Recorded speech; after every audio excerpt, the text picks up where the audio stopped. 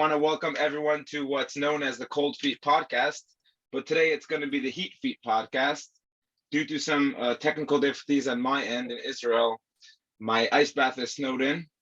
So me and could you tell me how you pronounce your name? Georgina.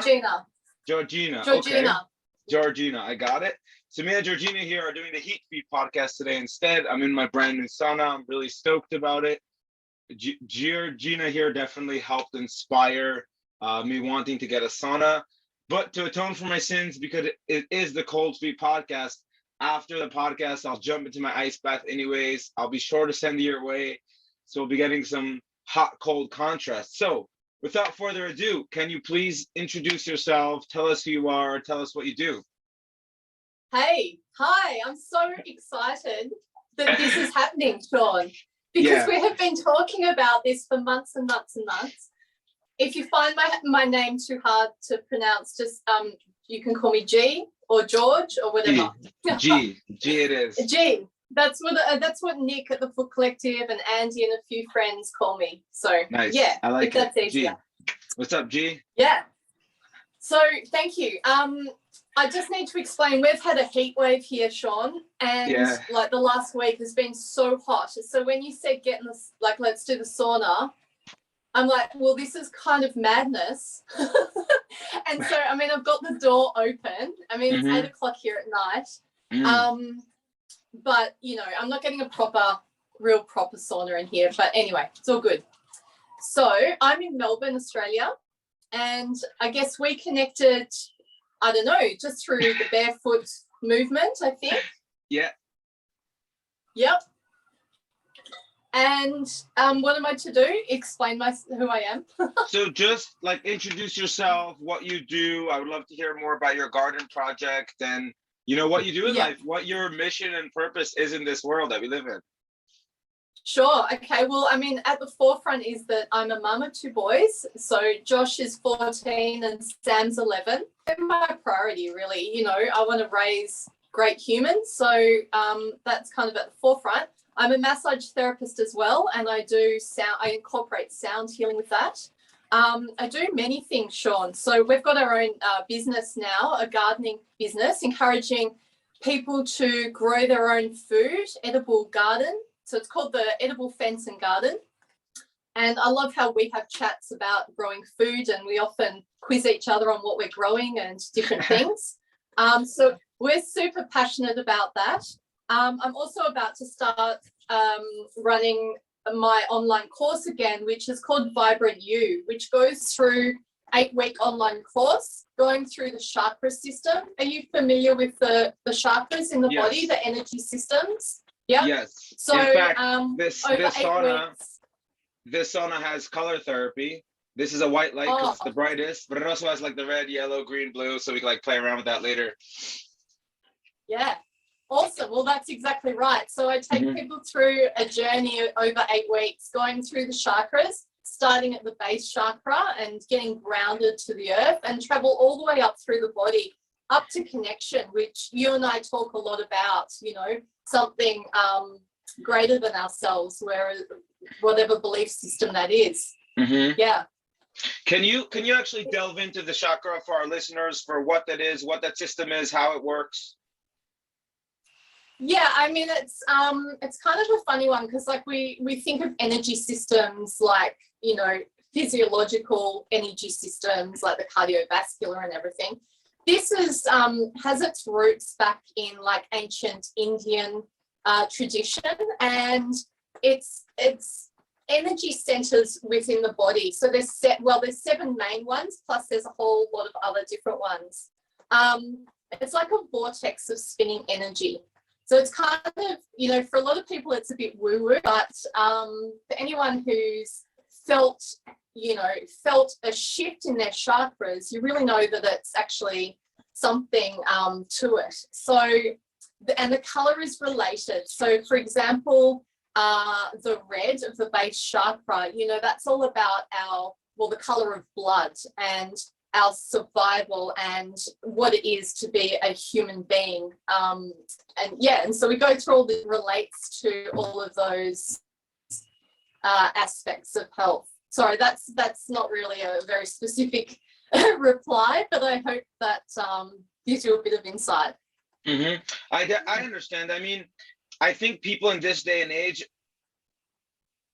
I think people in this day and age are very skeptical of things that they can't physically see and feel that are tangible. And if you look back at like biblical times, like I'm not saying you have to be, you know, a devout, observant, religious person, but the whole Bible is full of stories where nothing was tangible. Like people were just had to believe. We have to go to a mountain and receive, you know, the Bible. We have to go to this and we have to go to that. And there's like open miracles. So we're in an age, in an era where everything has to be like science backed, so to speak, and everything has to be proven and peer reviewed research. But the problem is that there's no science that says going outside is good. I mean, there's plenty of science that says fresh air and sunshine is good, but you just kind of have to listen to your body and be in tune with your body. And no doctor or scientist has to tell you this is good for you. And I think the best example is I did a podcast a while back with a Eastern doctor who was an acupuncturist about like the difference between Western and Eastern medicine. I'm sure that's something we can dive into as well. And we were speaking about the Western way of doing acupuncture, which is like trigger point, let me dig in there, release the muscle, versus the Eastern way of doing acupuncture, you know, with the chi points and the different I'm forgetting the word, but the points where you like put the needle to heal you. And I can't explain the science of that, but I know that when I was in pain, like with rib injuries or leg injuries or whatever it was, I would go to my acupuncturist, my Eastern acupuncturist, and I'd walk out of the session feeling better. So you can call it science, you can call it a placebo effect, you can call it hocus pocus, you can call it hooga booga, but something there is working. So if you want to call it the chi, or let me actually rephrase it. If you believe in it, if you believe that this is something will work, it will work. And if you want to jump into the science realm, science has proven that over and over again, that if you believe in something, it will work. It's called the placebo effect. Now, I'm not saying that color therapy or chakra is a placebo, but all you have to do is believe in something for it to work. Like I'm in a sauna, for all I know, these are not really infrared panels and I'm just in a wooden box exposing myself to heat, but I believe that this is good for me. So when I walk out of the sauna, I feel better after. And if I feel better after, my actions after, my training, my recovery, my working with people are all going to be boosted and elevated. So that's kind of my 2 cents on any sort of type of philosophy that people are skeptical about. Just believe in it. It's that simple. No, well, even before, well, yeah, you've got to believe in it, but you've got to give it a go. Just give it a go. Like, you know, the whole thing, let's with the talk about the feet, you know, people like, oh, I need the science to know why it's good to stand on the earth. Firstly, it's like the most natural thing you can do, you know, and then just try it. Go out, take your shoes off, stand on the earth, take some nice deep breaths, connect in, and you will never, like, you'll always feel better. You know, because there's energy shifting. Everything's energy. It's all just shifting energy. So with my massage and the sound healing, you know, I mean, I don't know the science behind the sound healing, but I know it feels amazing. It shifts your energy in your body. It makes you feel clearer, lighter, you know, more clarity, calmer. There's something in that, right? I totally agree with that. And not only that, because I have dived in the grounding, earthing rabbit hole, and I'm actually working on an extensive article for the Barefoot Review of like the different actual studies on earthing, both scientific ones, like backed by science, and like what we'll call the hocus pocus ones. But both me and you agree that if you go outside and expose yourself to earth, it's going to feel good.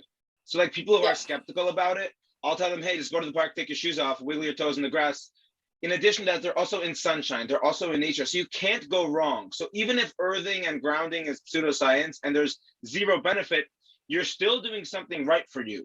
And this applies also to color therapy. When someone does color therapy, they're usually also, not color therapy, sound healing. They're usually also in a meditative state. And many times they're also getting massaged. And they're usually also being relaxed. So it's part of a greater equation of healing and good. And if someone's conscious every day to go outside barefoot, it means that they're going outside in the sunshine every day. People are forgetting that. So like if I'm excited every day to ground and earth myself, it means that I have a valid excuse to go outside. In a day and age where many people don't leave their couch, that's good. That's a habit I want to have, even if grounding is like, I mean, I've proven it. I've spoken to both electricians and engineers that work with electricity, and they do have like electricity exists in the ground. That's science. No one's denying that. There is electric neurons in the ground. No one's denying that. The question is, how much health benefits do we get from exposing ourselves to it? And can you expose yourself through it via shoes, such as like Soft Star and Earth Runners, all the shoes that have like the grounding benefits? And even further, when I was in the military, so I was in an elite combat engineering unit, and one of the officers in the sappers who are in charge of like defusing bombs, so he actually was on, he's a barefoot marathoner, and he was on my podcast, and he was speaking about when they defuse bombs and anything, they need to be grounded to ensure that there's not any sort of electric disturbance in their thing. So like, once again, the grounding exists. We just have to dive into the science of, or the understanding of, how do these positive and negative neurons in the earth actually affect our body? That's kind of how I see it. Yeah, totally agree. Hey, do you want me to try my headphones? Go for it. Yeah, take it away. You want me to try the headphones? Will that be better? I think so. Yeah, it could be audio. It's a little bit if it's a little bit like shaky, like your video quality is not like amazing, like sometimes it blurs out. It could be internet on my end, I'm not sure, but audio, usually a headset's usually a slightly better audio. Is that better? I think so. I would really love to hear about the edible fence and your garden and your like growing sustainability. Like this is a dream of mine. I think that it's a dream of many holistic oriented people to open a farm and grow vegetables and raise their own goats and chickens. At least the holistic people in the era, the people like me and you who are like, we messed up. Yeah. We have to go a few hundred years back in time and go back to like what our like great grandfathers did and just like got water from the well. Trevor, please don't eat my laptop wire. Thank you. That's the rabbit. 1 second. She's like eating the laptop wire over there. I'm not so happy about that. 1 second. Okay. Trevor is cleared. Sweet. Back to topic. So can you help us and just give us info? First of all, I'd love to hear more about your garden infrastructure. Like I literally tell people about you. You don't understand. This woman doesn't just grow plants. Her irrigation system raises fish. Like that's awesome. That's recyclable, self-sustainable. So if you can tell us like what your garden setup is, how it works, and about your company, how you replicate this model to help others, have that sustainable food and lifestyle. So the mic's on you. Yeah, sure. So let's so it's my husband is mostly the gardener. I think because I'm the one that's on Instagram and posting all the pictures, people think I'm this amazing gardener, and sure, I get out there, but he's mostly the gardener. But it's a team effort. It's a family team effort. The boys get involved too. So we're in a typical suburban block here in Melbourne, Australia, which is, well, some backyards are pretty small now, but we're on 900 meters squared. So if you can, I don't know, visualize that, basically two kind of large house sizes. That's just a typical suburban block here. I'm getting drops of moisture all over me. So our aim is our focus is to grow as much food as we can. So it's been many years in progress. So we weren't here for 4 years, but we just try and grow as much as we can. So our main one is, vegetable gardens, and then we've got fruit trees. We've got half of the fence line between us and our neighbour is edible. So that's really where the name of our business came from, the edible fence, because I feel like it's such a symbolism of breaking down barriers. And we have chickens for eggs. We have beehives, obviously for the honey, but the main focus with that is to increase the bee population, because ultimately if we don't have bees, we don't have food, right? Like bees are a big deal. And They are. by having beehives, we are just, creating this huge bee population. So we love it. We're really loving that. That's a new addition to our garden. So we've got 3 beehives here, and we get a huge amount of honey. We never take more honey than what we need to. We always make sure the bees have enough honey. That's our priority. And then anything extra we take, which is amazing. And we talk about this. I'm going to send you some honey someday, my friend. I was about to say I'm still waiting for that jar of honey, but it's okay. I forgive you. We stocked up. We were recently in Bulgaria, and apparently Bulgaria is really known for its honey. So we went to the local farmers market. Like I went to the grocery and I saw like some decent honey, but it wasn't enough for me. So I asked the locals, I said, where do I get like the honey straight from the bee? And they're like, oh, you got to go to this village nearby in Samakov. And there the farmers like sell their goods. Like there's like bee antennas in there, and there's like hairs, and like I'm like, this is the honey I want. This is the honey that's dirty and bluchy and not processed. And it's almost like a thick yellow paste.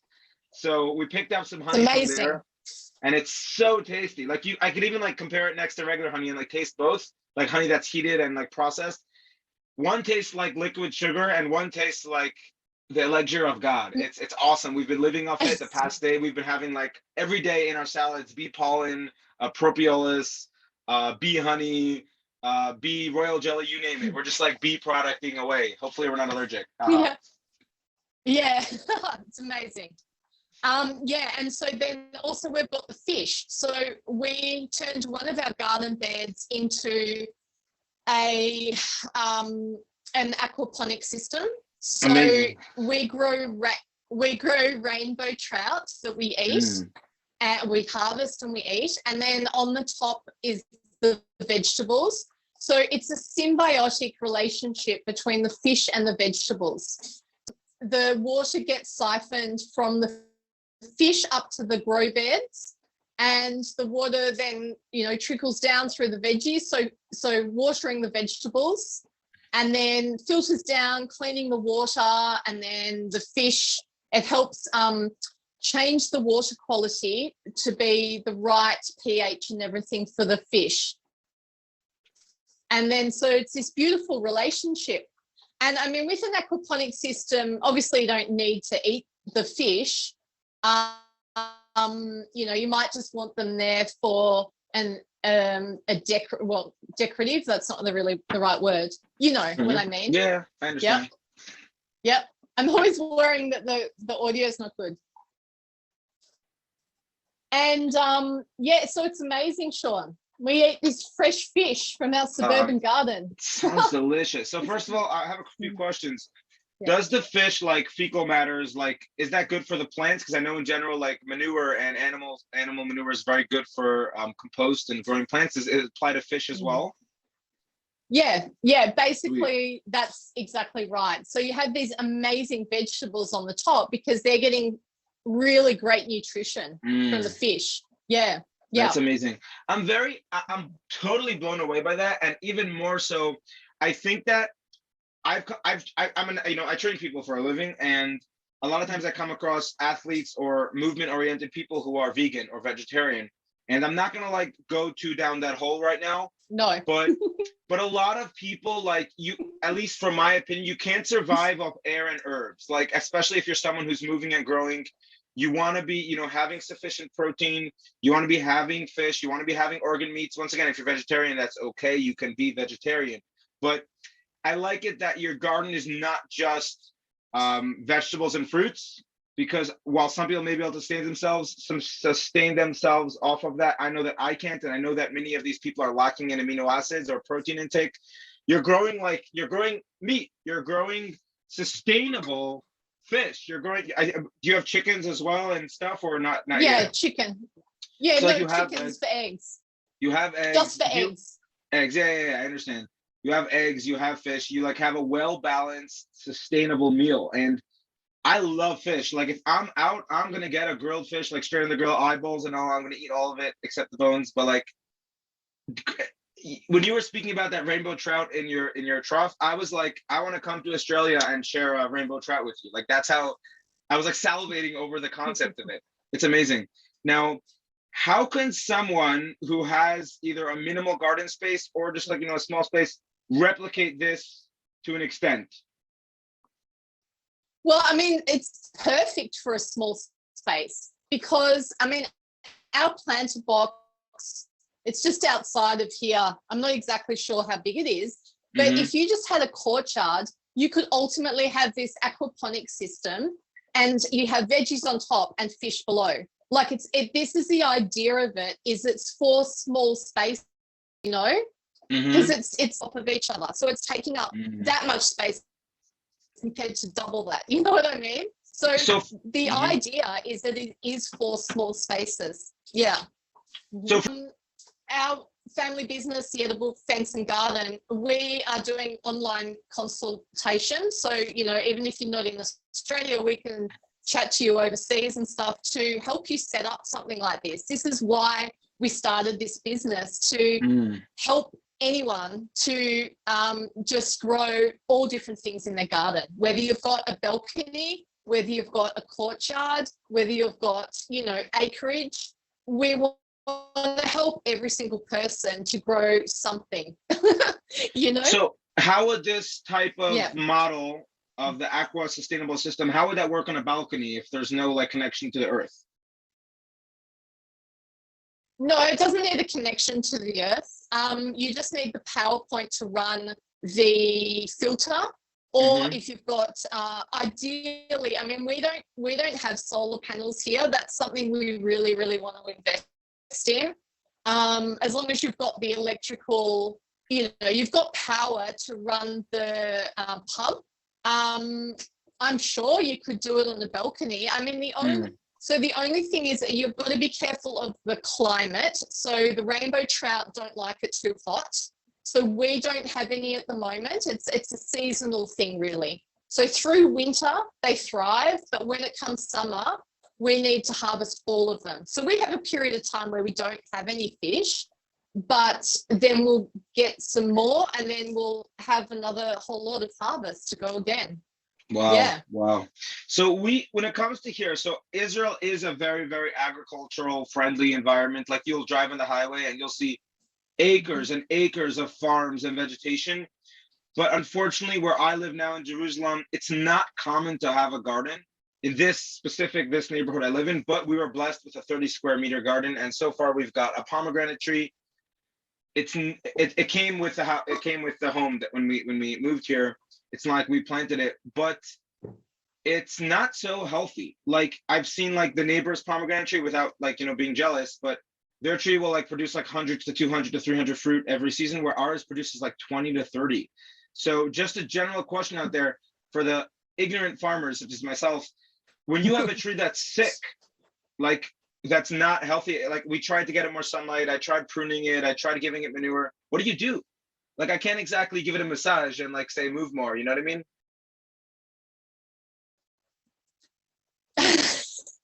Do you know how old it is? Sometimes fruit trees become too, like they're out of their life, like they're towards the end. Do you have any idea? Do you feel like it's an old one? I don't know the age. It's not like humongous, but I suspect that the area where it was planted, so two things. Number one, it doesn't have a lot of sunshine. Like we try to give it as much as possible, but like pruning it and changing things. But because the neighbor also has a lot of fruit trees, so most of them like kind of block its sunlight. And where it plants its roots, a lot of the area is kind of covered by like stone bricks. So I suspect that it's kind of like choking it a bit. Like there's like not stone bricks, but like there's like stepping stones. We have like a plant, like a herb area, an astroturf area, like fake grass, where I like train my people outside. And then we have the pomegranate tree, the ice bath, and like that kind of stuff. And that's earth, but it might be choked. I don't know. I'm just like putting my thoughts out there because we would love to have like juicy, fresh pomegranates, and they don't even. By like September, October time, they usually ripen, but they never even reach their full red, robust color because it's not a healthy tree. And like, you can say it's the species, but it's not, because as I said, the neighbor has a pomegranate tree that like, they're like almost like 3 months ahead in ripening in the same time. So there's clearly something wrong with, on our end of things. Yeah, look, I don't know. If you want to jump on a FaceTime with my husband, he could have a look at it Ooh, that'd be and amazing. see. Yeah. Yeah, totally. Let's set that up. Sweet. Yeah. I'm definitely looking forward. I was gonna say I would love for you guys to come to Israel where we can host you and you can just like take you around and we can just do everything together and catch fish and do whatever the hell you want. But probably difficult to fly in these days. So crazy. In addition to yeah, different topic. In addition to the Yeah. pomegranate, we also grow loads of herbs. We have like a wild mint patch that just kind of like sustains itself when Charlie and Trevor don't sit on it or eat it. Well, that's mostly Trevor the rabbit. And then we like my wife grows all kinds of herbs. Like we had I don't even remember what we had. We had like oregano, basil, parsley, coriander, thyme, you name it. Like we've grown it. A lot of them didn't survive the harsh weather. Some of them were eaten by rabbits / dug up by dogs. We also have an olive tree. We'll get into the planting in a second, but we have 2 palm trees that when we moved in were like ankle height, and now they're like triple my height. So wow. it's so beautiful to see like the growth. Like we've been here like I think 4 years, and you don't see it every day, but you see it in pictures. You remember like, whoa, this tree used to be here, and 2 palm trees are now like way high above our wall. The olive tree was so like but before we like switch topics, because I want to like transition to the next topic that has to do with farming and agriculture as well. Is there any other tips or advice or things you'd like to add for people, you know, obviously, in addition to doing a consultation with you guys, obviously, tips for, you know, aspirant farmers / home garden people who just want to like have their flowers, have their herbs, have their edible fruit? Just start somewhere. Just get a pot. Depends on your space. You know, if you've just got a balcony, so many things grow in pots. And one thing I feel like I really want to mention is, do you know if you have miniature fruit trees there in Jerusalem? Like, do they sell them? Have you like, heard of? Well, yeah. I mean, it's a thing here, you know, that they have these miniature fruit trees that can grow in a pot. So we've got heaps of fruit trees, but they're not full size. They're miniature ones, but they grow full size fruit, and they grow like we've got a peach tree. A peach tree that's probably like smaller than this area, right? It takes up this area. It's a miniature peach tree, and it grows about 100 peaches, and they are incredible. So if you, we'd have to research to see if you've got them in Israel, but and I'm sure they do. But miniature fruit trees has been such an awesome thing, because you can literally grow them in a pot and you get these amazing fruit. So the way to go. There's no shortage of like I don't know the term in English, but like farmers that sell like herbs, plants, trees that you plant. I know they sell a lot of like small trees, but I don't know about the fruit tree thing, because from when I was there, I saw lots and lots of like saplings, but not meant to be put in a home, but like saplings are meant to be planted in the ground to continue growing.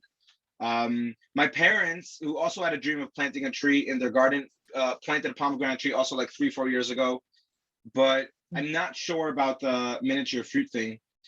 Like, so a concept I wanted to share with you, because we've spoken a lot about rituals and spirituality. So Judaism has many days and years and ceremonies where we like kind of like bless the plants or like acknowledge them. So what we have is a day where it's the new year for the trees. It's like when the flowers start budding. And on that day, there's a tradition to plant a tree, specifically in Israel, because Israel's like our holy promised land. So one of my clients came over and we planted an olive tree together in our garden. So I don't know what its like lifespan will be, because it doesn't really have enough space there, but it's growing nicely. And we have an olive tree now, even though it takes years for it to produce fruit. In addition to that, so like pomegranates, herbs we have, and we're also growing like spicy peppers, but that's it. Like when it comes to our food, and like you can't really live off spicy peppers. So in our new home, in a few years' time, we're not gonna have a ton of garden space, but I am looking at that kind of like sustainable method where we'll have eggs and we'll have herbs and we'll have fruits. The coolest concept that I want to discuss with you, I don't think you're familiar with this concept, is that in Israel, every 7 years, there's a concept called Shemitah. Now, it's the 7th year where you completely rest the farmland. So I can send you some resources so you can read more about it. During this year, you're not allowed to farm at all, which means you have to, obviously you can do things for the tree's health. Like if you need to prune the tree for its health and longevity, that's fine. But you're not allowed to plant any new herbs, fruits, or trees. You're not allowed to randomly pick fruits and herbs for no reason. You're only allowed to pick them for eating. And if you do pick them, they're elevated, they're holy, they're sanctified, which means that you're also not allowed to throw out the remains. So for example, if you eat an apple, instead of chucking the apple core and saying, I don't care about you tree, I don't care about you fruit, you take the apple core and you have to put it in a special compost bin where you let it rot. So it kind of ties into everything you do, where we're not looking, what you said like back before about the bees, you didn't say, I'm growing bees for honey. You said, I'm growing bees to increase the bee population. And the side effect is that there is some honey to spare. So that concept is beautiful because you're not just sustaining yourself, you're actually sustaining the ecosystem. So similar here, you're telling the tree, hey tree, I care about you. And you're a living thing as well, even if you're not alive. And I'm going to give you that extra love and extra time. So fruits, vegetables, all things that are grown in Israel specifically, not around the world, because Israel has like a certain holiness and sanctity to it, are considered holy, as funny as that sounds, and you respect it. And all these herbs, all these fruits, there's many Jewish, religious, ritualistic laws about utilizing fruits or herbs or vegetables that grew within the 7th year. So yeah, we're in that year right now, which means that like the Carolina Reapers that we harvested, you're not allowed to take them out of Israel, and the tops and the seeds, and well, the seeds I put in the food, but any of the remnants have to go into the special bin. So that's a really cool concept that you may or may not have heard before, and would love to hear your thoughts about it. I just absolutely love hearing your traditions. I just, I just find it so beautiful, you know, and so respectful of nature. I think is what I really take from it when you tell me about all these just different traditions. Like you're really, yeah, I think it's the connection to nature that I really just have so much joy about, you know. So yeah, I think that is so beautiful. And you know how much plants grow when you love them and talk to them. Like that's a thing. Again, we could say that's a bit woo-woo, but it's not. You know, right? It's not. it's been proven. It's intentional. Yeah, that's right. It's this love. So you're doing that to these plants. I mean, that is so beautiful. If you look at, and that just to live on taking, right? You're not always taking. You're not a consumerist all the time. You're actually allowing nature to do its thing and respect it. I mean, that is so beautiful. Really beautiful. Yeah, and another element to it is not only are farmers not encouraged to plant or harvest, they're allowed to harvest for themselves, but it's not like, let's say a farmer who has agriculture, he's not allowed to harvest anything extra above than what he needs, like kind of like what you do with the bees. That's every 7th year, like, hey, give the land a break. But in addition to that, all farmlands and all orchards are considered ownerless in this year. So like if a dude is walking on the street and an orange tree is just, you know, something like sticking out of someone's garden, you're permitted. It sounds funny because Jewish law is not the same as like Israeli law. So like you can't just go into someone's garden and start like stepping on their flowers and stuff, because that wouldn't be respectful or nice. But you're permitted to grab, and people who own fruit trees and herbs and fruits and vegetables know this, to just harvest some for yourself and take back to your family. So like in our area, so as I said, our garden has a pomegranate tree, but our neighbors have a full grapevine, an apricot tree, and our other neighbors have a plum tree and another pomegranate tree, as well as another, maybe kumquats or oranges, I'm not sure, some sort of citrus fruit. So like you can just go, if it's accessible, you can just pick and eat it without qualms, without worrying about like, oh, I'm stealing or taking from someone. Like kind of like what you said about the edible fence. This is not only encouraged, but it's actually within the Jewish religion. Every 7th year, you can go to a farmland and pick whatever you want, as long as you're not wasting it. So it's just, I'm actually connecting closer to my roots and religion based off seeing your work. Like we were speaking about the rituals we have, and I'm realizing that these rituals are not just blind faith religious rituals. They're actually beautiful, meaningful things that people like you who are not Jewish are connecting to it, just in a different manner. Absolutely. And it's coming back to community, isn't it? And yeah, I mean, we've also got a little community garden. So at the front of our house, we just put it, it's not big, it's like probably this little section, but we just put any extra seeds we have. So we've got lettuce out there, strawberries growing at the moment, herbs, and little signs saying community garden, please enjoy. And anyone coming past, and I see the mailman, there's a lime tree out there. The mailman picks a few limes now and then. And I mean, it makes me feel really happy. It makes me feel happy that people are taking food from there, really. I mean, that's what we all should be doing.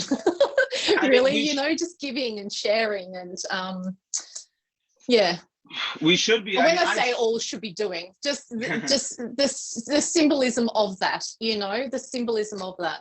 Yeah. Yeah, I've spent so much time. I don't have the privilege to have such a beautiful, wonderless garden as you, but I'm hoping one day I will. But I've spent months of my life on farms. Like when I was younger as a teenager, I spent, I think, a month on a farm where I was responsible for like harvesting the cabbage, harvesting the lettuce, getting water from the well, filling the ancient bath that they had. And it was and like sleeping in a cave on the floor. It was one of the most, I was 15 years old. It was one of the most connected areas of my life because like there was no other mission. I didn't worry about money. I didn't worry about anything. I just worried about like, will I be one with nature today? And I would like take out the sheep. He had 300 goats and sheep. This is way back. And then and then for dinner, we would make soup and bread for dinner. That's like the only meal we ate that day, every day, based off like his product. So it was like, if you don't harvest the food, there's no salad tonight for dinner. And if you don't harvest milk the goats, there's no milk. And it was like, it's a hard life. And I remember my friend came to visit me on the farm and I was like, I had like a saw in my belt and I was holding like 2 buckets of water. And I'm like, he's like, dude, you look like a farmer. I'm like, yeah, this is a good life. Like think about it. If we were all farmers, we would never have to worry about money. I mean, obviously like farmers nowadays worry about money because like there's only so much they can sell their produce. But if we were all self-sustainable, obviously we'd be spending hours every day, like picking herbs and picking fruit and milking the goats, but there'd be just much less worry because like I'm not worried about, do I have to exercise now and go to the gym or go to this because I just spent 8 hours moving, or do I have to make money? No, you don't have to make money because you own your farmland and you own all your herbs and vegetables. So like the expenses are way down. Now, obviously the time that you apply to yourself picking and foraging all these things will take time as well, but like I'm okay with that life.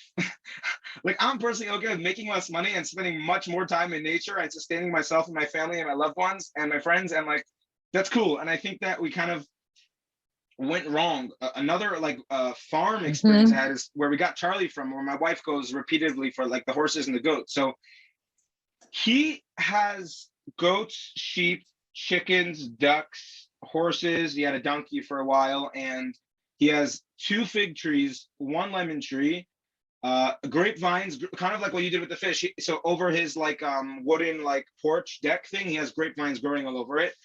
And the figs, the fruit there are so tasty because you're literally just like picking it off, no pesticides, nothing, and it's popping it in your mouth. Their goat milk is delicious. We drink it straight from the goat. Their goat cheese that the farmer's like wife makes is awesome. Then he had this idea when they built new horse stalls there was a little like ditch behind the horse stall. So he would dump all their manure there and he grew tons of vegetables there. He grew watermelons that like went from like this size to this gigantic watermelon within a month or two's time.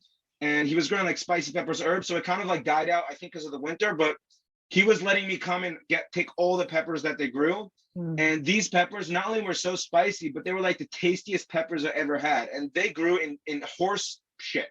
They grew in horse manure with no pesticides, with and they're all misshapen and lumpy and like quote quote gross. But these peppers on my cutting board, you've seen pictures, I've sent you this stuff. They were the tastiest peppers I've ever eaten in my life. And then you go to like the market, not the market like the marketplace, but you go to like the supermarket and you have these like beautiful, aesthetically cosmetic peppers, which are like tasteless or not spicy. Because if a pepper's not spicy, it doesn't count, right? Peppers aren't offended there.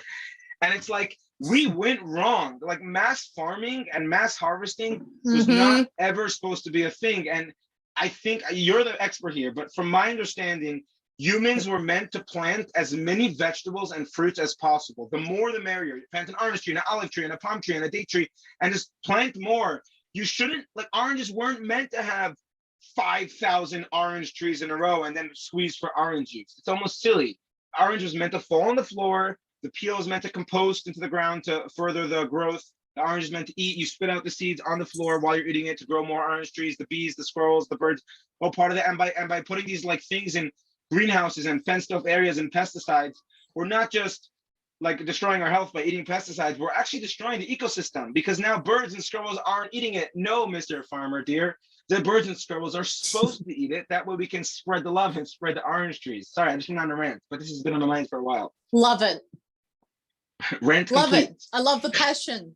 No, but it's so, yeah, I love the passion. I mean, you're 100% spot on. And I'm just trying to think of the name of the documentary. Something about soil or something. Anyway, I'll flick it to you. It's Sweet. a really great documentary ultimately about all of this, but you're 100% right. So just one little example here. We were growing this beautiful corn variety, which grows these corns that the kernels are all different colors. Have you ever seen corn like that? I have, like Thanksgiving style, yeah. Yeah, yes. So we're growing this beautiful, lot of corn ready to harvest, and then rats came in and chewed the base of the stalk. They didn't even eat the corn, they just chewed the base, getting the moisture from the leaves, and all of our corn was destroyed.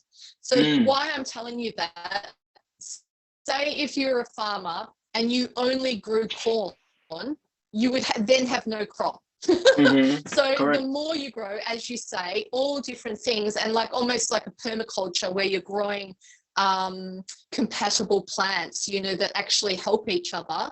The more you're doing that, absolutely, that's the way to go, rather than just, as you're saying, like hundreds and hundreds of orange trees. Because if you have a year where the climate or the environment knocks out those orange trees, that's it. It's all gone. Not the way. That's not the Industrial Revolution, and that type of farming, the agricultural way, has been disastrous as far as I'm concerned. I think I did a post about all that stuff today. Yeah, I mean, industrial and agricultural farming came about because society started growing. Like, because I'm not trying to be like conspiracy theorist, but because of modern medicine and because of like modern lifestyle, less people are dying. Although I think that more people are unhealthy, even if there's more people. But like, we created the need for industrial farming, and industrial farming, instead of saying, no, go back, everyone just like, have some chickens. They like gave a different band-aid. Okay, we're just going to stuff 10 chickens in a cage and just create like really bad eggs, which are like inferior quality and don't have the nutrients needed. And what you're doing is you're kind of taking the billions of people, feeding them low nutrient density foods based off agricultural farming, when the ideal world should be, no, there's okay if there's lots of people, but if everyone just put a little more effort into their farmland or their garden, we wouldn't need these mass chicken hens and mass like harvesting. Like, the vegetarians and vegans have that point, like animals are not treated fairly, and that's true. And I'm not vegetarian, but I source my meat from organic, sustainable growth animals around Israel. There's different farms that do it, and the cows and the chickens and whatever it is are all free range and pasture and treated in the most humane conditions possible. So at least I feel that my money is supporting farmers who treat animals nicely. And we get like cow hearts and cow livers, and I hope you're not vegetarian. I know you're not because of the fish, but really like delicious, hearty meat. And it may be a placebo, but I feel so much better after eating organic, grass-fed, sustainable meat than just eating like a hamburger. And my body feels the difference: fatigue, energy, body composition. It's real, it's genuine. Totally. And on that note, actually, we've generally speaking, we've lost the whole concept of eating the whole animal, right? Like back in the day, hunter-gatherer, they would kill an animal, but they would use the whole animal, the skin, they'd use the bones for tools, they'd use the ligaments to, I don't know, bind stuff with. They'd eat all the organs, they'd eat every part of that animal. that's where we've gone wrong as well, is that we just, I don't know what it's like in Israel there, but like here you buy chicken and like a popular thing is just the chicken breast, you know, the white, the pure white, whereas more the organ meats are the way to go. Personally, we need, as a family, we need to eat more that sort of stuff. Like we're not, anyway. But yes, you know, like eating the whole animal.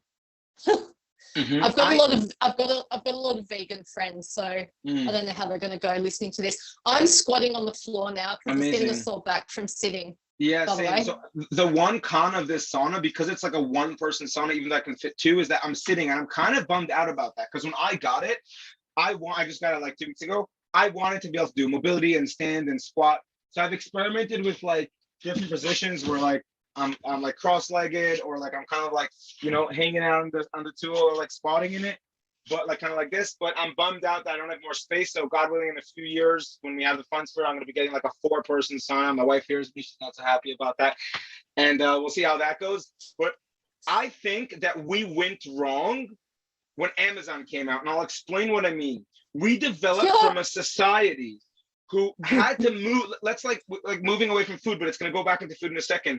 We went wrong when we developed as a society who you no longer need movement in your lifestyle. Someone can sit on a couch, 100%. Someone can sit on a couch 24 hours a day, never have to go out for food because his Amazon smart fridge syncs automatically to the Whole Foods Amazon site, and they get fresh eggs. I wish fresh eggs. They get food delivered straight to their door. They can work online.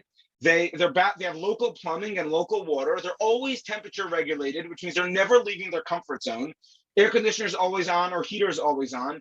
Food is sent to their door. They don't need to make money to work. They don't need to plant. They don't need to do anything. And that's not just about food, but it's about lifestyle. We live in a life where we're bred to be soft, pampered. I don't like the word weak. I like the word not strong. We're bred to be not strong because society and agriculture created, and online marketing and e-commerce created this society where we no longer need to move. Whereas you said before, if I wanted a deer, I had to train my kids how to hunt that deer, sprint after it, hunt it down, kill it, slaughter it, skin it. That was days of work. Make the skin and fur into beds and clothes and bones, and make bone soup and eat the eyeballs and eat the organs. And like, in Israel, it is pretty popular to have organ meats. There's no pig here because of kosher reasons. There is pig, but like it's very hard to find. But like cow and chicken, and I think maybe lamb is like the main sustainable meats. But like chicken livers and chicken hearts are super popular. Cow hearts and cow livers are a little bit less popular, but I'm really into them. And we've been experimenting lately with like sweetbreads and like facial meats. Like once again, they're organic, grass fed, and like they're so tasty. And like, this is not even nose to tail. Like I didn't hunt. I have slaughtered chickens in my past and eaten them fresh, but I've never like hunted a deer or hunted a cow. It's a little bit difficult in Judaism because you're only allowed to ritually slaughter them. You're not allowed to shoot them or bow and arrow them or trap them. So the only way you're allowed to eat an animal that's considered kosher is if it was slaughtered in a humane way, where they sorry vegan friends, I hope you don't find this offensive, but they basically cut the vein in their neck immediately that immediately reduces their pain. So like when they kill the animal doesn't feel anything. Whereas like shooting the deer, or even like bow and arrowing the deer and then like letting it sit with a wound in its body until you like finish the kill, just sounds a little bit like gory to me. So there is a concept of like humane ritual slaughter within Judaism. Otherwise, the food is not considered kosher. But as you said, nose to tail. Disclaimer for all the nose to tail people, like the carnivore diets and all these things. I've researched this extensively because this is what I do. And if you're gonna nose to tail and eat organ meats, fantastic. I think it's a great sustainable lifestyle. And you're probably gonna get getting lots and lots of nutrients that are, you know, coming from the liver and coming from the organs, but you don't need to bash vegetables. Like organically grown vegetables and fruits are still nutritious for you, and carbs aren't bad for you. And like something I don't like about like the gung-ho meat eaters who are like, eat cow brains every day. It's like, I'm very happy you eat cow brains, but it doesn't mean that vegetables are bad. And I feel that in the modern day where every coach / movement coach / company is trying to create like, you must have my liver every day and don't eat anything else, otherwise you'll turn into a potato. I don't think that was a sustainable lifestyle, the same way that I don't think eating only vegetables is a sustainable lifestyle. I believe that humans evolved, and it's even in the Bible, like until Noah's time, everyone was eating vegetables. Then once Noah saved all the animals, he was permitted to like offer a sacrifice to God. I sound like a pastor now, and he was allowed to eat animals. Like if it says in my Bible, which I very much believe in, I believe that plants and vegetables are good. Obviously, processed plants, like if you're going to take cane sugar and process it down to white sugar and say, oh, this is a plant, it's not, because as humans we were never meant to process things like that. But if you take carob or dates or even cane stalks, they're deliciously sweet, but they're coming with the fiber and they're coming with the nutrients. And if you're eating the processed version of it, not only are you eating raw carbohydrates, like poor glucose, which is not the best for you, but you're actually, the plant, I believe, was meant to be eaten as a whole with all the antioxidants and the polyphenols and all the nutritious stuff and the fiber. It goes together with those sugars. So if you're stripping down the things, you're not only eating pure glucose, but you're actually eating like something that your body doesn't know how to process well without that fiber. So that's like another note to realize when you eat things that are processed. It's not, yeah, go ahead. No, keep talking. My dog's coming in. Oh, that's okay. I'm listening, of course. It's great. Hi, doggy. I don't let Charlie in there because she's gone. It's infrared, so like it's not, it really penetrates your skin, so I'm not sure how good it is for him. But the first day I got it, of course, he was allowed to like go in and sniff it out when it was off. I'm being pretty careful about letting him in. I'm until I like really understand the science of infrared in animals, I'm not going to be doing that. One more farm experience I had. I hope you're okay with me sharing all this. I think like 8 months ago. Yeah, Go ahead. Go. No, on you. No, my dad had a farm. Dad had a farm, so I spent a lot of my childhood on a farm, and my name means farmer's daughter. Nice. So we've got lots of farm stories we'll have to share someday. Over to you. Sweet. Anyways, last farm experience, just because like connecting to nature and connecting to one. We have this community here called the Jerusalem Soul Center, which is a community of like-minded individuals anywhere from the age of like 19 to like 30, 35. And we all go together in these like nature immersions every month. We go on a hike. We explore different like wineries and cheese places, and trying to think of the other places we went. Different like farmers. We went to a date farm and like people who like grow stuff, and it's all about like nature and seeing and exploring, kind of like exploring our country as a tourist. So we'll go to the port of the city of Ashdod, which is right along the coast. And it's if you think about it, like Israelis would be like, oh, it's a boring city, but then you explore like the street graffiti artists and the local marketplace, and you're like, oh my God, the city has so much to offer. So that's something, if you're living in your city and you feel you haven't explored it, do some research with locals and just explore it as a tourist. You'll be surprised what you come across. And then after this hike and nature immersion, we go to a local farm and we just experience what the farmer has to offer. So one of the best experiences I've had in my life was we went to this farm on that day, the Jewish New Year for trees, where it's accustomed to plant trees. The farmer split us into groups of 3 or 4 of like, okay, everyone, here's your tree, here's how to do it. The farmer's sons were like showing us how to do it. So we got 3 types of soil. We got manure from like the goats.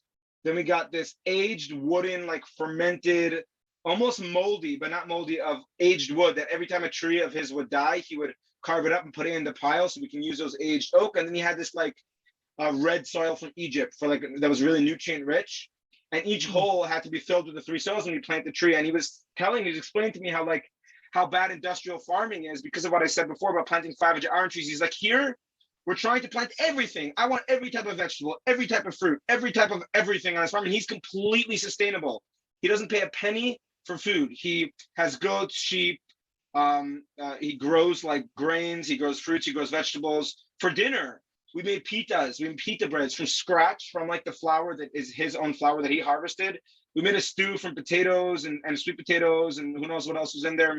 We made shakshuka, which is like a tomato-based egg dish from his chickens, and we made a soup, a vegetable soup. It was all, we made it in a fireplace, and then after we ate this food, and after planting, I'm like I'm not afraid of like getting dirty. So other people, especially like some of the like more immature people, were like, oh, it's like goat poop, and I'm like in the hole, like poops on my head, and I'm just like digging the hole and like planting the tree. I'm like loving it. I'm like whacking away with the hoe, and I'm just feeling great about myself. Then after we like had that hard-earned dinner, we're sitting there singing around the fireplace that we made with our wood for like 6 hours, just singing and like And then he has a cold like bath, not a cold bath. He has like a riverbed flowing through his thing. So then we like dipped in the river at like 1 o'clock in the morning, and I came back home like telling Sarah, this is the most beautiful experience I ever had, and I want to live this lifestyle. And it's sad, but this is a lifestyle my great grandpa lived, most likely. And it's so like, it's not really hard, but I think that society made it difficult to live this lifestyle, and that's pathetic. You know what I mean? Like, why should it be hard to just live on a farm? But that's the way it is.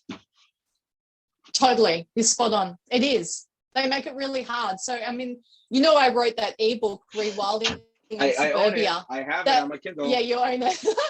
It's becoming a book, so it'll be more a larger content than what you have.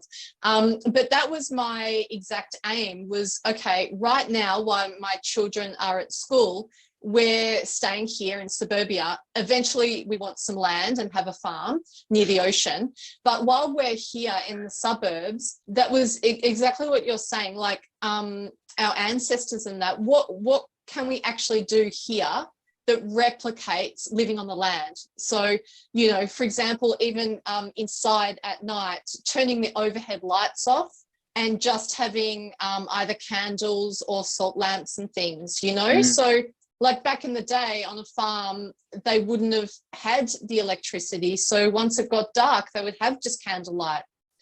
And you know how much better that is for your health when you're in that circadian rhythm. Like as the sun goes down, we start getting ready for bed and go to sleep. And then when the sun comes up, you know what I mean? So that's our aim, is to do as much as we can that replicates that way of living within reason. But it's hard.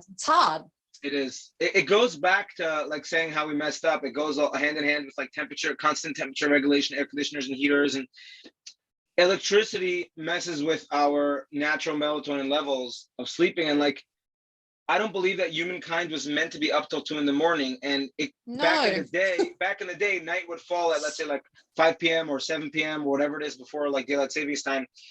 Your body would naturally become drowsy. Like staying up all night wasn't an option because you'd be tired because of the pitch dark, unless you like had to like bring the horses in because of the weather. Then you would obviously stay up late, but you'd be exhausted. Nowadays, we have trained ourselves to be watching movies at 1 o'clock in the morning with a strong blue light and electricity on, and like our body's all messed up. And then people wonder why they have chronic fatigue and they don't feel rested. It's because you're not in sync with your body, and your body's hormones are working against you because of modern day electricity. Like I'm exposed to electricity all the time. In fact, I'm in an electric box right now, which is fantastic, sarcasm intended. But I think for over 2 years, I've been I rarely bring my phone into my bedroom. Rare exception, because it's more about the concept of like the bedroom is a sacred place and I don't want to be distracted on my phone, on my Facebook, on my Instagram. But it means that I'm not on my phone before I go to bed, which means that I get a good half an hour of wind down time where I'm exposed to zero light. And I wake up, and instead of the first thing I'm checking, as you know, a business owner who works on his phone, my email, my Facebook, Instagram, the first thing I'm doing is walking up some stairs. So like movement right away, sauna or a cold bath or daily sunshine with Charlie the dog before checking my emails. Now I struggle with this because as humans, I do struggle with like, I want to get that endorphin fix from seeing what George G messaged me the other day or what Andy hit me up with. But just spending that first half an hour without my electricity, like I'm able to tap in to what humans used to be and still enjoy the benefits of connecting with humans like you through Instagram. Because if Instagram didn't exist, we never would have connected. So there's like a beauty to it and a con to it, but I want to spend maximal time per day without electricity. So I hate being on the computer. I turn my phone off like 3-4 times a day whenever I'm like being present, reading, meditating. And my goal as a human is utilize technology as much as possible for the positive elements and minimize it as much as possible when I'm trying to like rewild myself, the term that you like. Yep, exactly. But it takes literally takes a lot of discipline, doesn't it? Like, and this is the thing, these phone companies and everything, they know that. They make it, well, you know, that's a whole nother conversation. They make it so we become so addicted. Yeah. If you're addicted, we have to just have those Yeah. if you're addicted, you're much more likely to buy the next iPhone because you need your phone and you're likely to be excited about it. Even like they've done studies like the WhatsApp ding, like ding is the best sound that will encourage, like the companies study this. The Facebook notification, if you have your volume on, Yep. and the Instagram notification, the WhatsApp notification, these are all sounds that release endorphins. I got a message, someone texted me, yo, so now I feel good about myself. And if you put your phone, like my phone is permanently on silent, which means I always miss phone calls, which is great. And it's mostly on do not disturb. So if I need to pick up my phone to do something, I won't be checking my Instagram notification. I'll be doing that thing that needs to be done, like messaging a client or whatever it is.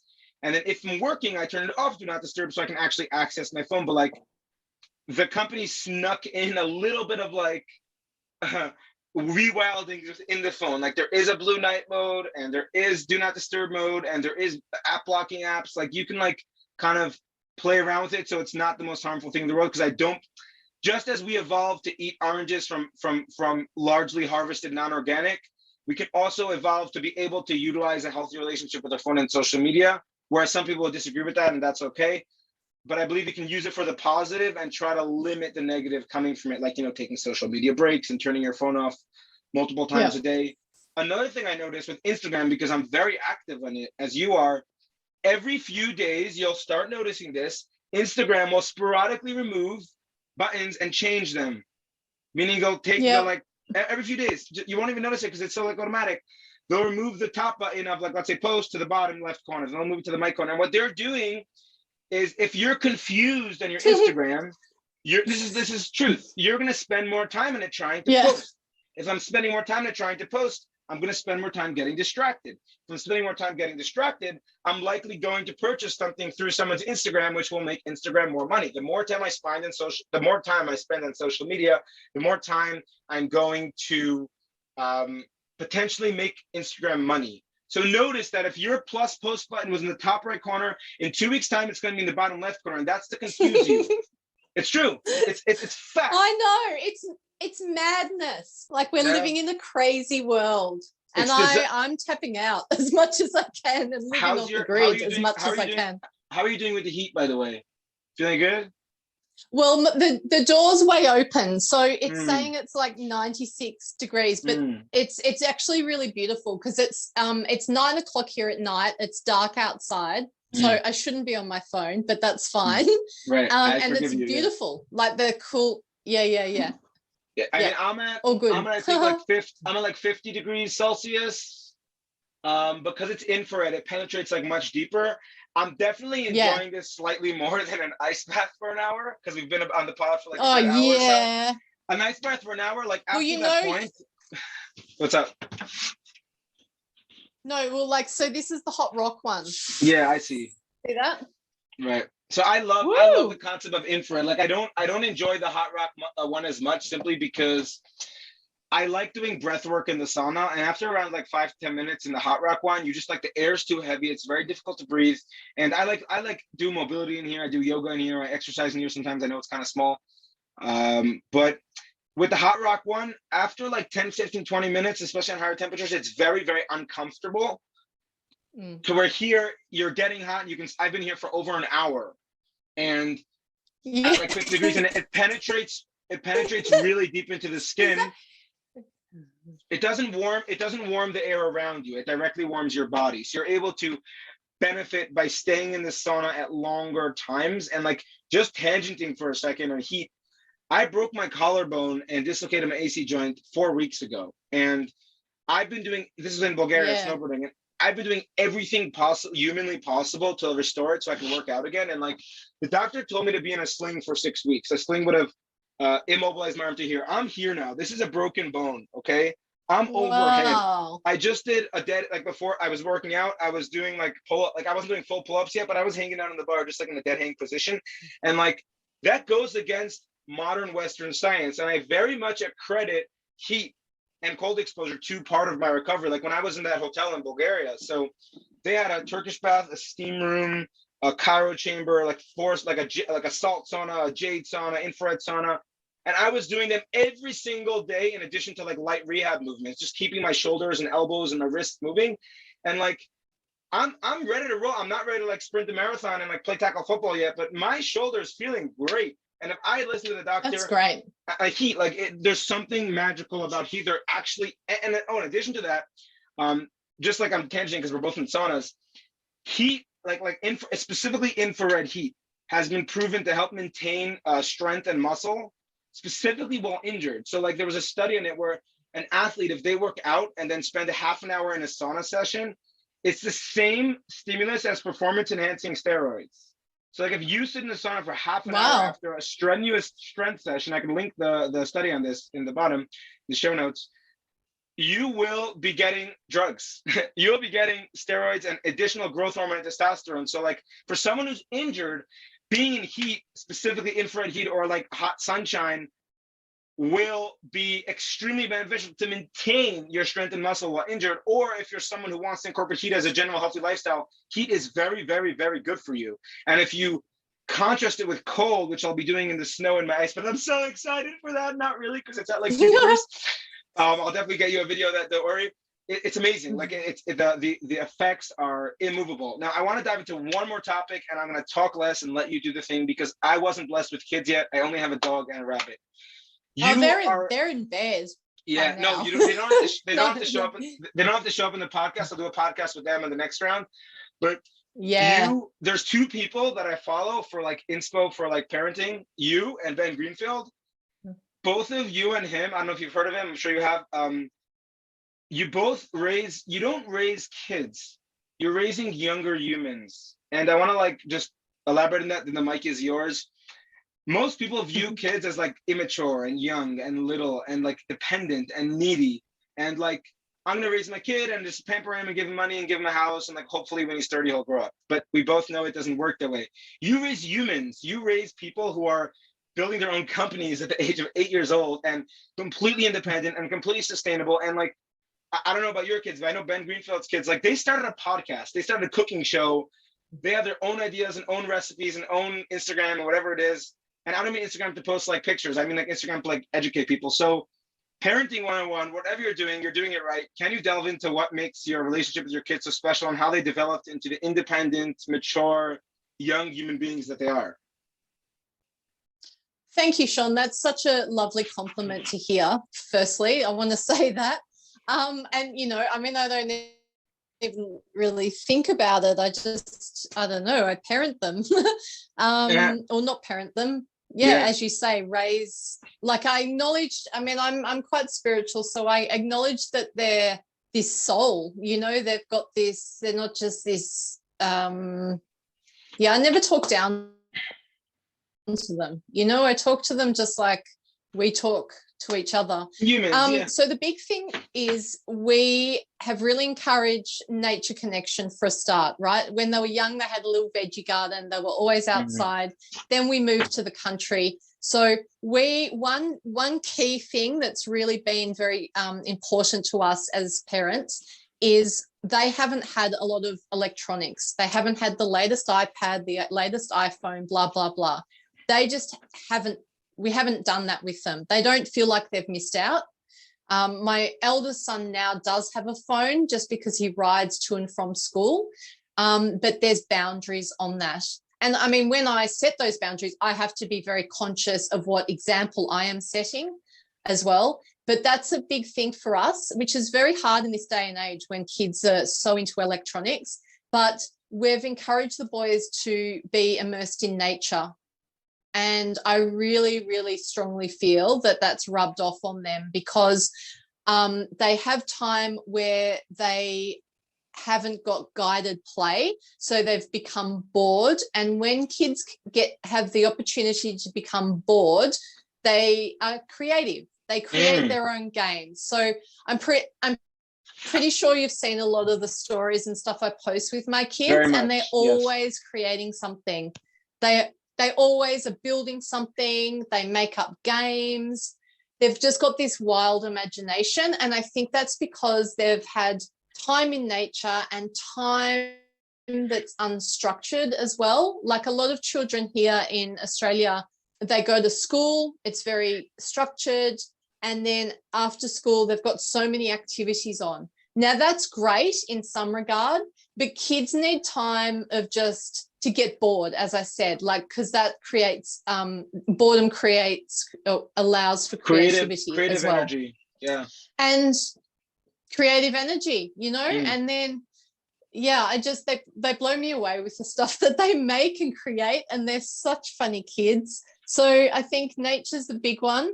And also, like, we just don't put up with any rubbish either. You know, like for us, it's about you've got to be kind, like kindness and caring, you know, like they're just kind kids and humans, and we've just never tolerated disrespect or rudeness or anything like that. Do you know what I mean? Like we're quite, I wouldn't say strict. I don't want to use the word strict, but I just think no has always meant no within reason, like reasonable. Do you know what I mean? Yeah, maybe stern is the right word. Stern, like you stand your ground. That's better.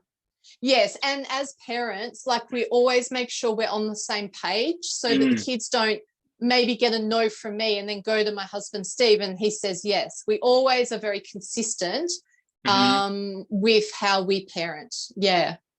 Wow. Yeah. Dude, I'm blown away. I don't have kids yet, but I'm looking like to raise kids like that. I want to tap into that creative energy. That's also something I banter a lot on about.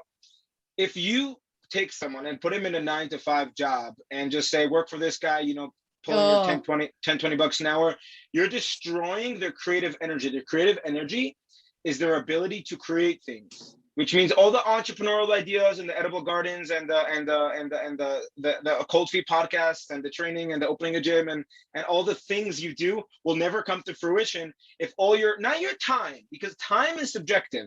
There's always going to be time for things that you want to do. But if you're burnt out mentally because your most of your time is spent fulfilling someone else's dream like a boss, you're not going to have that ability to create your own thing. So kids are even more susceptible because they're like Play-Doh, they're like clay, and they're being molded. So I think it's a crime. It should be illegal when your kid cries or it bothers you to give him your phone or iPad and say, watch Elmo, watch Barney, just distract yourself. Like, I understand parents who let's say have like 6. First of all, I don't believe in having like 1 million kids because I don't know if it's sustainable to like take care of all of them and give them the love that they need. And I think that's like something common here in Israel, especially because in Judaism, not bashing it, but it's like, yeah, have kids, just have more kids. And you have these families with like 10 plus kids and like, they can't actually give them the love that they need. But that's a different topic to have. I believe that bringing kids into the world is a beautiful thing, but like only, at least me and Sarah agree on this page, that only if you feel that you can give them a loving home. Like don't rush to have kids just because of like parent pressure or whatever it is. But going back to topic, I understand parents who like in a dire situation need to distract their kid. Like once in a while, the same way that me and you social media sometimes to distract ourselves, you know, we'll find ourselves rolling along the feed. We're human beings. That's okay. We make mistakes. But I've seen like kids are eating, okay? You're eating a meal. Like meal is a family bonding, spiritual time. Why the hell is there a tablet on the table? Why are you teaching the kid? I see this in like the hotel I was in Bulgaria. Why are you teaching the kid to eat mindlessly? Meal is a special, unique time for you, your taste buds, your family, the singing, the bonding. And like I see this kid like eating his cereal and milk while he's watching like Elmo. And it's like, why are you giving him a distraction while eating food? Food is its own stimulus. Forget about him like whining and being bored, you're giving him a TV. The situation with your kids is like, you're not only allowing them to grow as humans, but you're growing them when they're in their most pliable and moldable state. So it's not like, oh, when they're 30, they'll grow up. No, when they're 0, they're going to grow up and they're going to constantly get love and nourishment and self-growth, which allows them to create the creative stuff. So if your 8-year-old kid, I don't know how old he is building that tennis ball thing that I saw in your story, and like boomerang thing that comes up. When he's 20, he's going to have his own 20. When he's 15, he's going to have his own company. Like, it's simple. There's the concept of like rich dad, poor dad. Like, I if you're familiar with that like series, the poor dad gives you money. The rich dad gives you ideas. The rich dad gives you creative energy. Now, I know we're both not like billions, but I think in Judaism, there's a concept of he who is rich is who's happy with what he has. We're both billionaires, man. Like beautiful home and what you're growing and what you're doing. I sense off your Instagram that you love life and your kids love life and your husband loves life and you coping with like the situation. And same with me. I'm sitting in my sauna and people are like, who do you think you are, Joe Rogan? Why are you getting a sauna? You have a small house. I'm like, I'm not gonna wait till I'm 50 to find happiness. I'm gonna be happy in every moment. And if something I enjoy doing is cold heat contrast, I'm gonna make that happen. And if I want to open a gym, so me and Sarah aren't locked out of gyms in these past 2 years because of hand something, I'll have my own gym. I'm gonna live life on my terms. So we're gonna live life on our terms without. Sorry, I'm getting passionate again. Charlie's getting like nervous because I'm like raising my voice. Like I'm gonna live life on my terms, and my kids are gonna live life on my terms. And jumping onto Charlie/kids, you said like you live in a home of like sturdiness and love and nourishment and no like bullshit. So Charlie, whenever I raise my voice, I'm not like in an angry, but in a passionate way, he curls into himself, like, oh no, daddy's mad at me, like, oh no, daddy and mommy are fighting, even if we're not, even if we're just like, we're both passionate human beings. Sometimes we'll raise our voices in like a positive manner, just like excited about something like right now. And it shows he's a dog.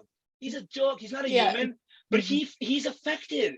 You see him like scared and timid and running to the corner. If dogs are affected by raised voices, how do you think kids are affected by raised voices? Like, no shit, there's all these like kids who are messed up as they grow up because their parents are fighting all day. And if they see and raise in that environment, even if they don't like absorb the negative energy, it still affects them. And like, I was once sitting with a psychologist and he said a very smart line to me. Do you think God intended that there be so many psychologists? No, it's just part of the evolve. It's the same reason as the orange trees. If there's orchards of orange trees, there's going to be psychologists. Like people are wearing shoes all day, there's going to be psychologists. I'm not like correlating everything strictly, but the second we lost our connection to nature and earth and like self-growth and self-sustainability, we put all these like band-aids, like psychologists and therapists and modern medicine and all these things which are only needed because we messed up in the first place.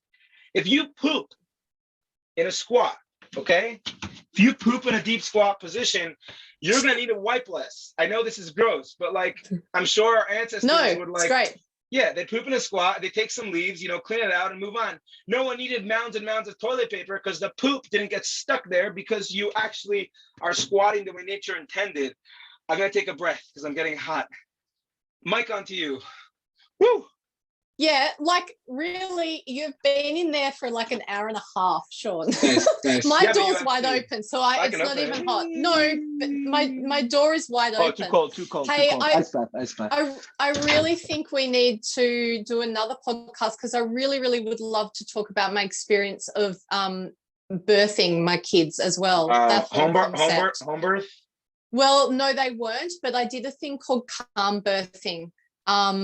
And so I just feel like we should talk about that sometime because that just, it reminded me while you were squashing there, with birthing, all we see is these Hollywood movies where there's screaming and pain and blood and guts, right? Oh my God.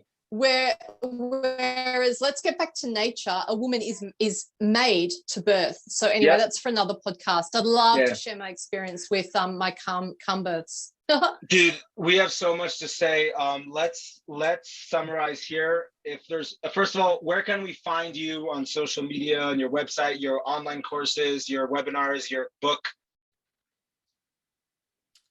Yeah, so I'm mostly on Instagram. That's where we are. So mine is awakened vibrancy, and our business one is the Edible Fence. We do have a website for the Edible Fence, and really Instagram, I guess. Amazing. If there's, I still haven't got no go.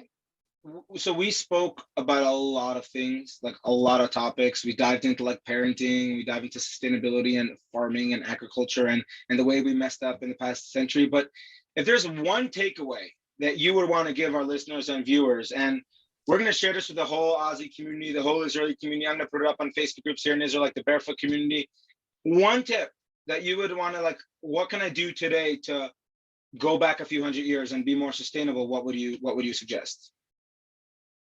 I mean, what comes to mind straight away is get your shoes off and go outside. Right? I knew you were going to say that. No, but truly, it's like, and that's not like a cop-out thing to say because it truly is at the forefront. If you're starting a journey journey to get healthier, if you're starting a journey to, or any aspect of life, and you want to make a change, get your shoes off and go outside. I agree. Stand on the grass, slow your breathing down and become really mindful, right? Like, don't just stand there and then think about all the stuff you have to do for the day. Actually come right back into your body and go through the senses and connect back into our body, I think. Is that okay as a takeaway? Well, first of all, it's not just okay, it's your opinion, which means you're entitled to it. Even if you said pick your nose every day, you'd get better. I so much agree with you. And I'm going to end off on this note. There's like big performance coaches out there, gurus like Squat University, Piers Elite Performance, the Ready State, the Supple Leopard, Kelly Starrett, who all say like shoes off, zero drop. But they don't obsess about it. Because I believe that they feel that this is another thing to do. It's like you're supposed to move every day. You're supposed to squat. You're supposed to eat healthy. You're supposed to mobilize. You're supposed to shoes off. For me, shoes off is not just an element of the equation. It's the base of the equation. When you take your shoes off, you're exposing yourself to a whole new world, as the Little Mermaid, as the Aladdin movie would say. And when I started my barefoot journey like years ago, it turned me into Mr. Cold podcast / sauna / earthing / grounding / wild. I was always hiking and exercising, but I wasn't living. I wasn't connecting. I wasn't earthing. I wasn't this movement hippie, whatever you want to call me, until I started going barefoot. So it unlocked everything else within me. And for me, that's why I totally agree with you. It's like shoes off, even if you sit on the couch, then you're like, your shoes are off. Let me go wiggle my toes in the grass. Next thing you know, you're in the sunshine. Next thing you know, you're doing breath work. You know what I mean? Absolutely. Unlock is a great word just there. That's a really key word. And you know what? It's energetically, it connects us back to ourselves. It connects us down to the earth, and it connects us to source, whatever your belief system is. It connects us to our ancestors. It literally is like, it connects us. Anyway. Funny story, if I can end with this. I know we said we ended something else. When I was in New York visiting my wife's family, so I'm so used to Israel where like I have in my garden, I have an earthing patch like full of herbs and earth where I just place my feet on. I have a rock, like a texture patch where I just pop my feet on texture. I have a gym, I have a sauna, I have a cold bath. Thank God I'm blessed to be able to have these things. And I have a park where I take Charlie every day and just like walk on the dog poop. I don't even care. I just wash my feet off after if I feel like it. If Sarah's looking. When I was in New York, there was nowhere to earth. So I was forced to like hike kilometers just to get to some earth. And like it all ties in. Like not only am I finding earth, but I'm also walking in sunshine, barefoot, mobilizing, working out just to get that earth to earth with. So like I'm so disconnected from earth because there's like no earth in New York City and Brooklyn. But at the same time, it encouraged me to go find it. Just the fact that I wanted to wiggle my toes in dirt a bit encouraged me to get that extra movement in, almost like having a dog. Yep. Amazing. Okay, Ice Bath time. Love it, Sean. I'm so happy this happened. Awesome. I'm so grateful that you came on the show. And next one in the Ice Bath when it's summer by you, damn it. So summer by me, winter by you, Ice Bath. Yep, sounds great. Thank you, my friend. Sweet. Yeah, thank you so much for coming. Thank you so much for coming on the show. And until next time. See ya. Peace out. Bye. Bye-bye.